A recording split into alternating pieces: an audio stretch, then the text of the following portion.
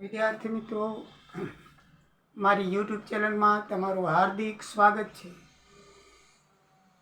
આજે આપણે વેચાણની નોંધ વિશે જોઈશું.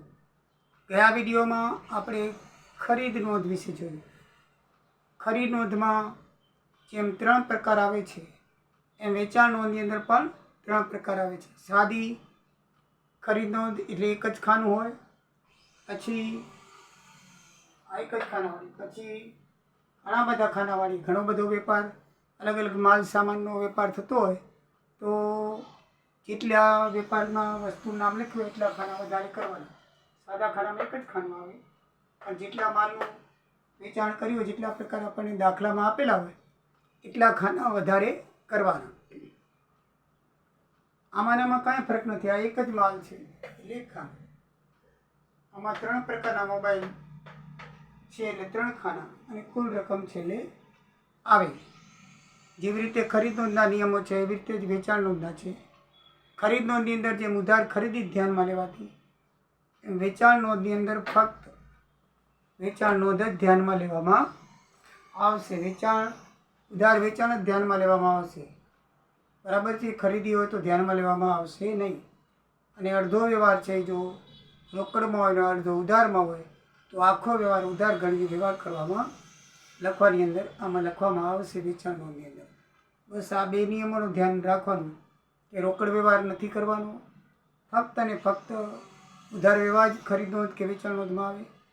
અને કોઈ પણ વ્યવહાર અડધો હોય અને અડધા ચૂકવી આપ્યા હોય અને અડધો બાકી હોય, એટલે કે મીન્સ કે અડધો ઉધાર હોય અને અડધો રોકડા ચૂકવેલા હોય, દાખલામાં એવો વ્યવહાર આપેલો હોય જે આપણે ખરીદ નોંધમાં જોયું હતું, એ વ્યવહારને આપણે આખો ઉધાર વ્યવહાર ગણી અને વેચાણ નોંધ હતું વેચાણ નોંધ અને ખરીદ નોંધ હતું ખરીદ નોંધમાં આપણે એન્ટ્રી કરવાની.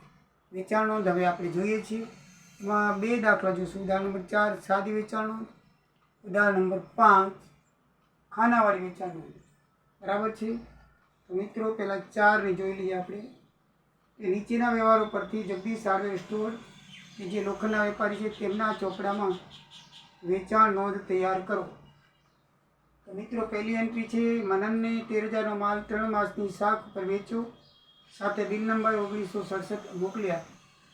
તો આ એન્ટ્રી ઉધાર માલ છે, શાખ ઉપર છે એટલે 13,000નો માલ છે, કાંઈ કમિશન છે નહીં, વટાવ છે નહીં, એટલે પૂરેપૂરા રૂપિયા એન્ટ્રીમાં થશે.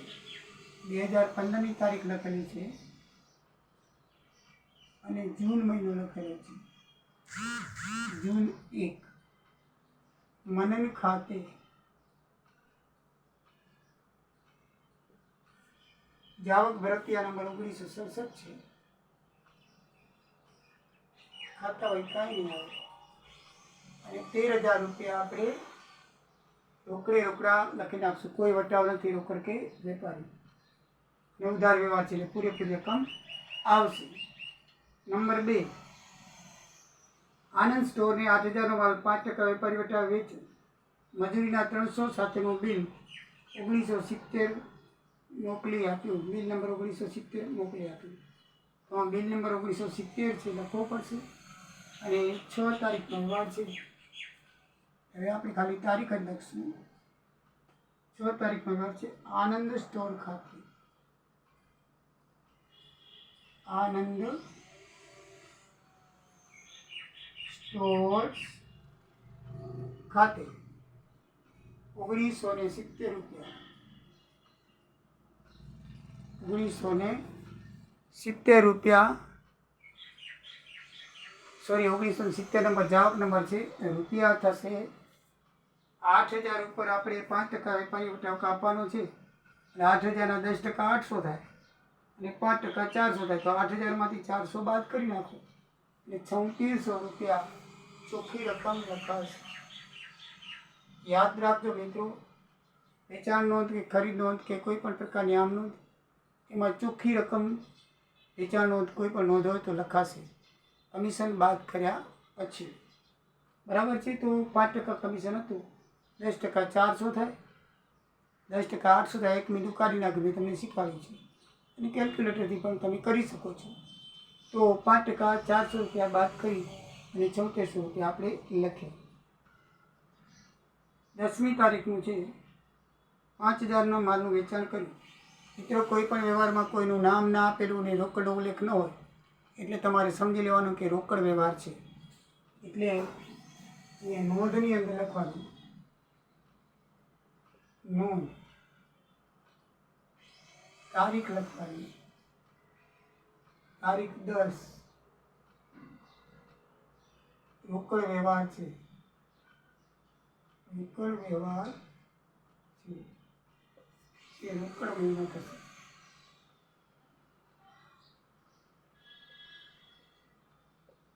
તારીખ 10નો વ્યવહાર રોકડ મેળમાં છે, જે રોકડમાં છે એટલે રોકડ મેળમાં થાય, એ વેચાણ નોંધમાં થશે નહીં.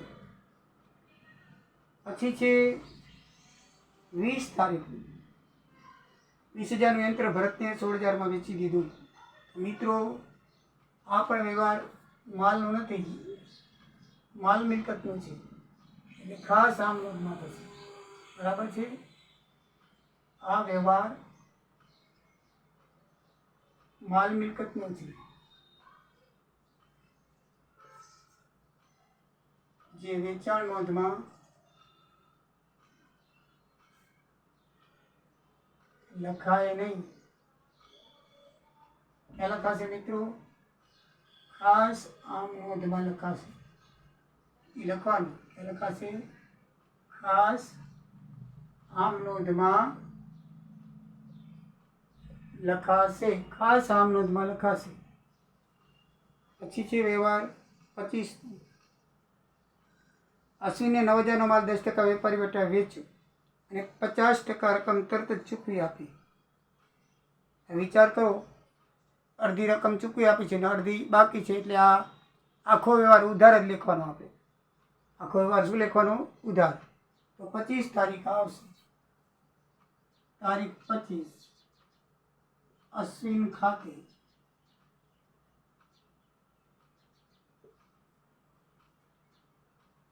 નંબર કંઈ આપ્યા નથી, જવાબ નંબર કાપવાનો.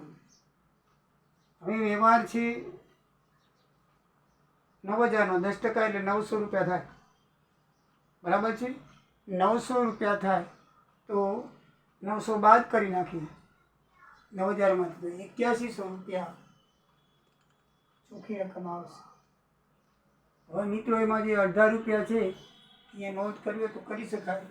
એ તારીખ 25માં 8100 રૂપિયા ચોખ્ખી રકમ છે, એના અડધા ચૂકવવાના બાકી છે, 4,050 રૂપિયા એ રોકડા ચૂકવ્યા છે.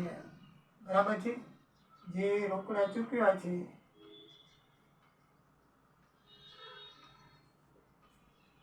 તેની નોંધ રોકડ મેળમાં થશે. સમજી લો, આપણે તો આખો વ્યવહાર છે 8100 રૂપિયા ઉધારમાં લખી નાખ્યો, પણ નોંધ લખવી પડે કે બાકીના 4,050 છે એ રોકડા ચૂક્યા છે, તો એ નોંધ ક્યાં થશે? રોકડમાં થશે. આપણે નોંધ લખવી પડે, દાખલામાં રકમ આવશે નહીં. આપણે તો પૂરેપૂરો વ્યવહાર હંમેશા ઉધાર ગણીને કરવો. પછી છે રોશને 11,000ના માલનું વેચાણ 10% રોકડ વટાવે કર્યું. તો એ પણ રોકડ વેચાણ થાય. તારીખ 27નો વેપાર છે, રોકડ વ્યવહાર છે. કેવો છે? રોકડ વ્યવહાર છે,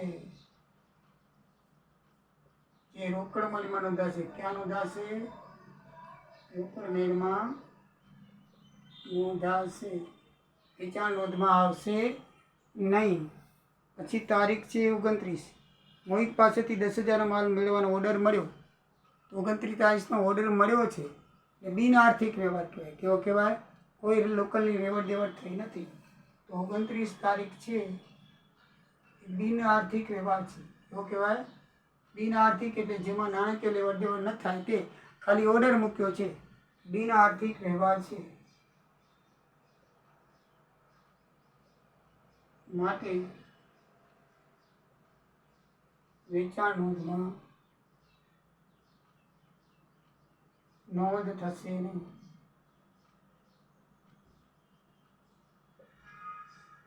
હવે છેલ્લો વ્યવહાર છે 30 તારીખનો. 30,000નો માલ 10% વેપારી વટાવે, 30 દિવસમાં નાણાં ચૂકવે તો 5% રોકડ વટાવે આપી એ શરતે વેચ્યું. ભરતીયા નંબર 1995. તો આ પણ ઉધાર વ્યવહાર છે. 1995 ભરતીયા નંબર છે.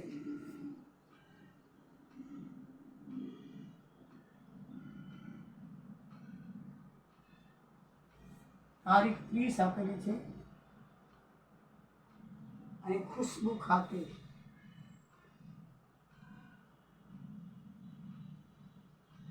વ્યવહાર છે 30,000નો. 10% એટલે 3,000 થાય. 1 મિનિટ ઉગાડી નાખો એટલે 30માંથી 3 જાય તો 27,000 રૂપિયા રોકડા. 27,000 રૂપિયા બાકી રહેશે ચોખ્ખા.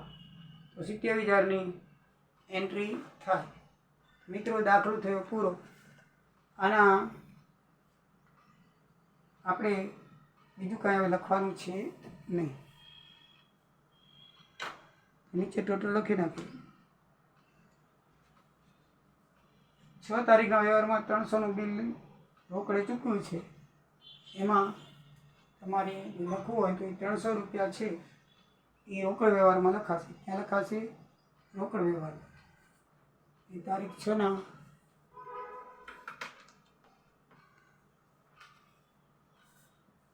તારીખ 6માં લખ્યું છે ને કે 300 મજૂરીના રૂપિયા 300 મજૂરીના રોકડ મેળમાં વ્યય બાજુ લખાશે. જવાબભાઈ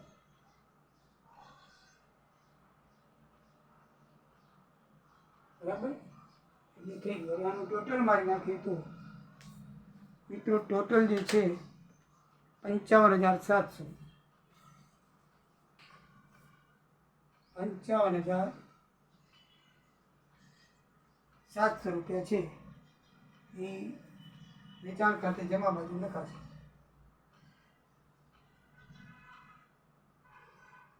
વેચાણ ખાતે જમા બાજુ લખાશે. અને એવું હોય તો ખરીદ ખાતે ઉધાર બાજુ લખાશે. આપણે જોયું સરવાળો આ ક્યાં લખાય? વેચાણ ખાતે જમા બાજુ 55,700 લખાશે. મિત્રો, આ દાખલાની રકમ ઉદાહરણ નંબર 4ની આ મુજબ છે.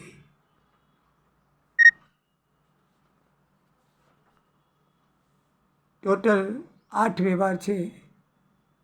એમાંથી 4 વ્યવહાર આવે છે અને 4 વ્યવહાર આવેલ નથી. એના કારણો આપણી દાખલાની સામે લખ્યા છે. બરાબર છે. એટલે હવે તમને બરાબર રીતે ખ્યાલ આવી ગયો હશે. હવે આગળ જોઈએ તો દાખલા નંબર 5. તો એની અંદર ખાનાવાળી આમ નોટ છે અને એની અંદર આપણે વ્યવહાર જોઈએ તો પહેલો વ્યવહાર છે શ્રી ભરતને 5 મોબાઈલ 9,000 નંગ દીઠ, 5 કોર્ડલેસ ફોન 4,000 નંગ દીઠ અને 10 સાદા ફોન 2,000 નંગ દીઠ ભાવે વેચ્યા. ભરતીયા નંબર 101 અને શાખનો સમય છે 2 માસનો. કેટલો સમય છે? 2 માસ. તો આપણે કોઈ કાંઈ એન્ટ્રી વટાવ નથી એટલે લખી નાખીએ એમને એમ. ગ્રાહકનું નામ લખશું શ્રી ભરત ખાતે. શ્રી આપણે અહીંયા શ્રી લખ્યું નથી. શ્રી લખવું તો સારું લાગે. બરાબર. શ્રી ભરત ખાતે. ભરતીયા નંબર 101 છે. ખાપા કાંઈ નથી. હવે 9,000નો 1 એટલે 5ના 45,000. 45,000 મોબાઈલ. પછી 5 બીજા છે સાદા ફૂલ કોર્ડલેસ એટલે 5 ચોક 20,000. અને સાદા ફોન છે એ પણ 10 છે 2,000 ના એ પણ 20 ને 40 80 ટોટલ 85,000 થાય. કેટલા રૂપિયા થશે? 85,000 થશે. બરાબર છે. તો પહેલી આઈટમ આપણે આ રીતે લખશું. કે ભાઈ 5 ફોન 9,000 વાળા તો 9 × 45,000, કોર્ડલેસ ફોન 4,000 વાળા 4 × 20,000, અને સાદો ફોન છે 2,000ના 10 ફોન તો 20,000 લખા છે. 3 પ્રકારના ફોન છે, માટે 3 ખાના આવ્યા. જેટલા પ્રકારનો માલ આપણને દાખલામાં આપેલો હોય એટલા પ્રકારના ખાના કરવા પડે. 7માં તારીખ છે મોબાઈલ ફોન નંબર 3 નંગ 8,000, પછી 2 નંગ 1,800 નંગ દીઠ વેચાણ કર્યું. તો મિત્રો વેચાણ કર્યું એમ નથી, કોઈનો પણ એમાં ઉલ્લેખ કરેલો નથી. તો 7 તારીખનો વ્યવહાર છે એ રોકડ વ્યવહાર કહેવાય. એ લખી નાખવાનું. તારીખ 7નો વ્યવહાર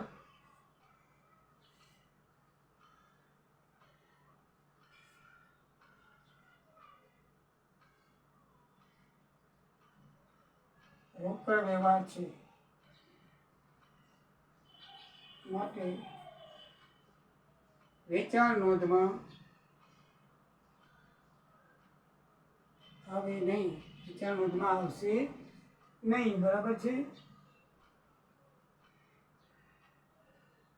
આ નોંધ છે દાખલા નંબર 4, અને આ નોંધ છે દાખલા નંબર 5 માટે. બરાબર છે. પછી 15 તારીખનો વ્યવહાર છે. શ્રી દીપકને 4 મોબાઈલ 7500 નંગ દીઠ 10 સાદા ફોન 1,700 રૂપિયા લેખન દીઠ અને બીજા દીઠ ભાવે વેચ્યા. 10% વેપારી વટાવે. શાખાનો સમય 3 માસને. ભરતીયા નંબર 105. આ ઉધાર વ્યવહાર છે, તો આપણે શ્રી દીપક ખાતે લખી નાખીએ. તારીખ છે 15. શ્રી દીપક ખાતે ભરતીયા નંબર છે 105. મિત્રો યાદ રાખજો, 7500 વાળા 4 મોબાઈલ છે. 7500 વાળા એટલે 7500 વાળા 4 મોબાઈલ. 75 ને 75, 15 ને 15 30,000 થાય. હવે 30,000 છે, એમાં 10% વેપારી વટે આપવાનું છે. 3,000 બાદ થાય તો 27,000 રૂપિયા આવે. બરાબર. ટોટલ 4 મોબાઈલના 30,000 રૂપિયા થાય. લખ્યું છે કે 10% વેપારી વટે વેચે તો 10% 3,000 કાપી નાખો. પછી કોર્ડલેસ ફોનમાં કાંઈ નથી. સાદા ફોનમાં છે એમાં લખેલું કે સાદા ફોન છે 1,700 રૂપિયાની ભાવે 10 નંગ વેચ્યા તો 17,000 થાય. 17,000માંથી આપણે 10% વેપારી વટાવે કાપી નાખો તો કેટલા વધશે? 15,300. કેટલા વધશે?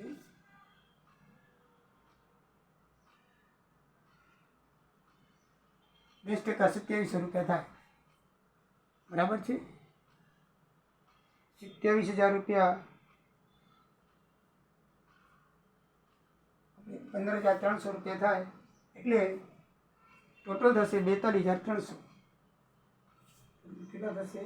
42,300. સમજી ગયા મિત્રો? 30,000નો માલ મોબાઈલમાં વેચ્યા હતા, 10% એટલે 27,000 થાય. પછી સાદા ફોન 1,700 નંગ 1,700 રૂપિયાના નંગ દીઠના ભાવ વેચ્યા તો સાદા જે છે 1,700 એટલે 17,000ના વેચાણા કહેવાય.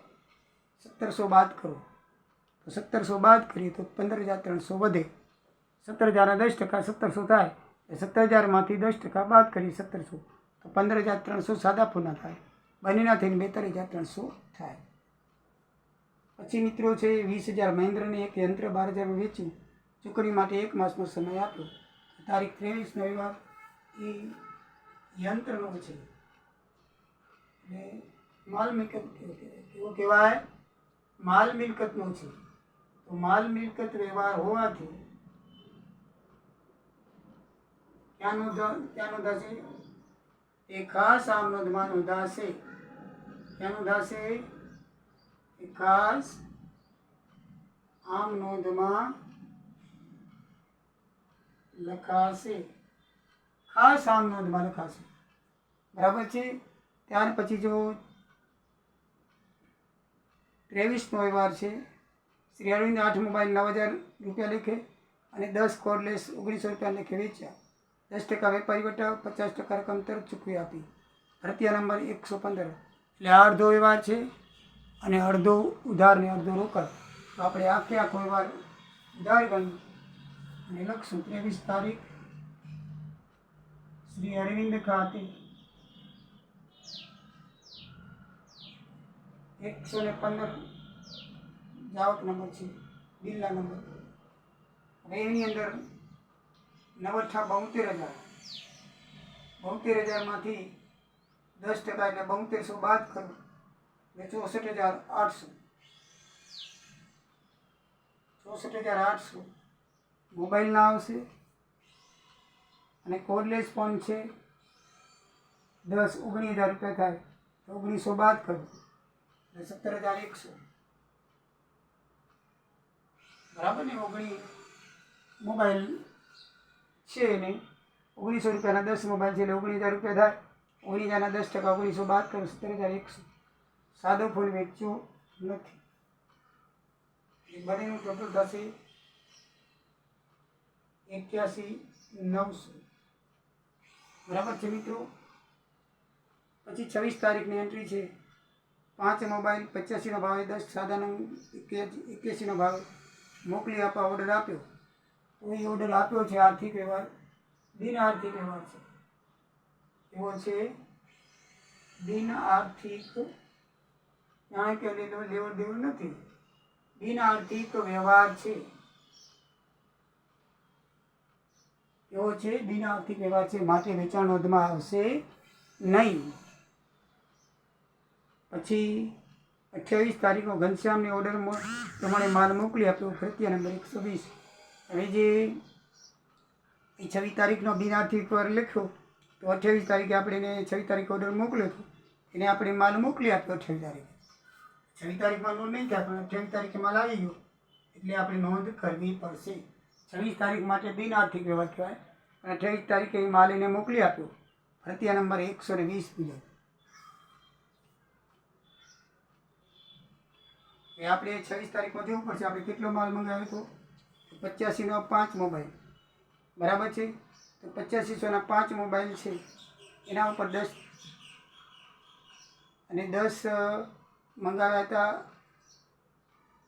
2100ના ભાવે.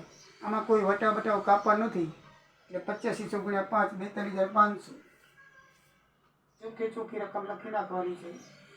કાંઈ વટાવ લખવાનું કીધું નથી વેપારી કે રોકડ, એકે વટાવ લખવાનો નથી એટલે આપણે સીધી રકમ લખી નાખશું. કોર્ડલેસ ફોન વેચ્યા નથી, સાદા ફોન વેચ્યા છે. સાદા ફોનનો ભાવ હતો 21 રૂપિયા 10 એટલે 21,000 પૂરેપૂરા લખી નાખશું. મિત્રો આપણને આપવાનું કોઈ વેપારી કે રોકડ વટાવ કાપવાનું કીધું નથી એટલે આપણે કાપશું નહીં. બરાબર છે. ટોટલ એનું આવશે 63,500. આવશે 63,500. તો આ રીતે મિત્રો અમારા દાખલાનો રકમ થશે. હવે એને આપણું ટોટલ મારીએ તો મોબાઈલના રકમની થશે 1,79,000. 1,79,300. બીજાની થશે 37,100. ત્રીજાની થશે 56,300 અને ટોટલ થશે 2,72,700. ક્યાં લખાશે? વેચાણ ખાતે લખાશે. ક્યાં લખાશે? વેચાણ ખાતે લખાશે. જમા બાજુ.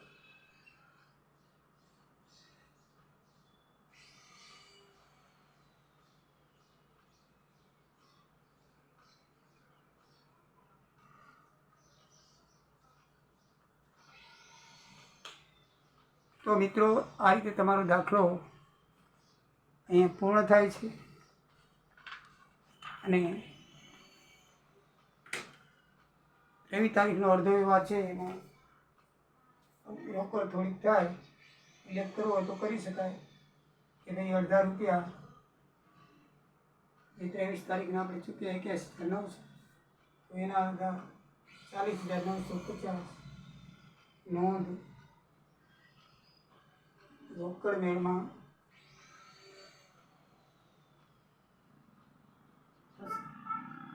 અડધા વ્યવહારમાં જે રોકડ હોય ને એ રોકડની નોંધ એમાં લખવાની. આખો વ્યવહાર તો આપણે ઉધાર ગણ્યો જ છે એટલે એ ઉધાર વ્યવહાર છે એ વેચાણ નોંધમાં આવી જાય, પણ જે રોકડ ચૂકવાશે એના વિશે આપણે નોંધમાં લખવું પડે. તો મિત્રો આ રીતે સાદો વેચાણ નોંધ અને સાદી વેચાણ નોંધ અને ખાનાવાળી વેચાણ નોંધ થઈ. નેક્સ્ટ વિડીયોની અંદર જીએસટીવાળી વેચાણ નોંધ જોઈશું. તો મિત્રો મારા વિડીયો તમને પસંદ આવ્યો હોય તો લાઈક કરજો, સબસ્ક્રાઈબ કરજો. જય સિયારામ, જય દ્વારિકાધીશ. અને આ રકમ 5મા દાખલાની રકમ છે એ મિત્રો આ પ્રમાણે છે જે તમને બતાવી દઉં.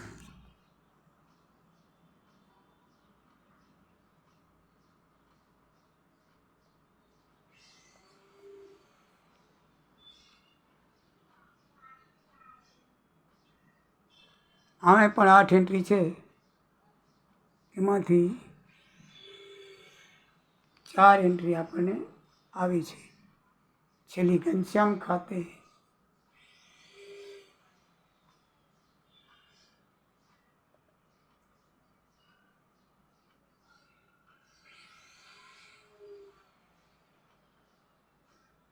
તો મિત્રો